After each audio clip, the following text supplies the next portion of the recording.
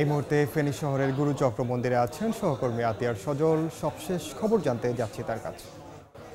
আমরা বেশ কয়েকটি মন্দির ঘুরেছি এবং গুরুচক্র মন্দির থেকে এখন বাঁশপাড়া মন্দিরে আসছি এবং আমরা যেটা দেখতে পাচ্ছি সনাতন ধর্মাবলম্বীদের সবচেয়ে বড় ধর্মীয় উৎসব এই শারদীয় দুর্গাপূজার সপ্তমী এবং এই পুজো উপলক্ষে কিন্তু গত কয়েকদিন ধরেই মণ্ডপে মণ্ডপে শুধু নয় পুরো জেলা জুড়ে একটি উৎসবের আমেজ বয়ে চলছে। এখানে আমরা দেখেছি গত বছরের তুলনায় এবছর পূজা মণ্ডপ 3টি বেড়ে 150টি পূজা মণ্ডপে পূজা অর্চনা হচ্ছে এবং সনাতন ধর্মের যে লোকজন তারা কিন্তু একটি উৎসব মুখর পরিবেশে তাদের এই ধর্ম উৎসবটি পালন করছে এবং উৎসবটি উপলক্ষে তারা একেবারে সারা দিনব্যাপী এবং রাতে আমরা দেখেছি পুরো শহরে একটি আলোকসজ্জা থাকে এবং মন্দিরে মন্দিরে কে কার মন্দির কতটা সুসজ্জিত করবে, কতটা আকর্ষণীয় করবে এর একটি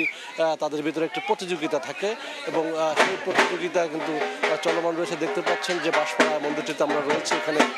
যারা ভক্তনিরাগী রয়েছেন তারা কিন্তু এখান থেকে প্রসাদ নেওয়ার জন্য তারা লাইনে দাঁড়িয়েছেন এবং এখানে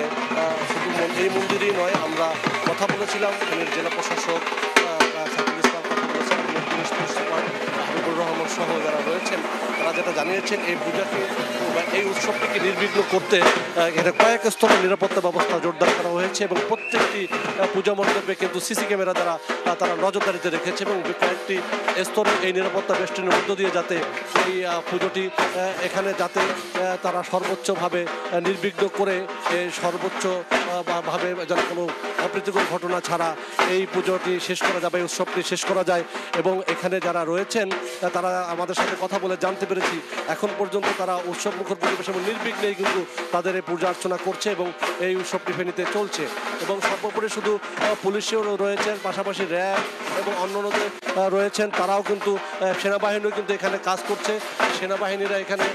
নজরদারি করছে, টহল দিচ্ছে। শুধু এছাড়া বিভিন্ন রাজনৈতিক দলের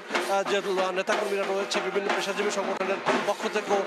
পূজা মণ্ডপগুলোতে আমরা দেখেছি যে এখানে এসে তারা পরিদর্শন করে গেছেন এবং স্বেচ্ছাসেবী সংগঠনগুলো কয়েক স্তরের নিরাপত্তার মধ্য দিয়ে তারা এই পূজাটি নির্বিঘ্ন করছেন এবং অত্যন্ত সুশৃঙ্খলভাবে এই উৎসবটি চলছে। এই ছিল আমার কাছে ফেনীর পূজা মণ্ডপ থেকে শারদীয় দুর্গা পূজা উৎসবের সবশেষ। সরাসরি যুক্ত ছিলাম ফেনীতে।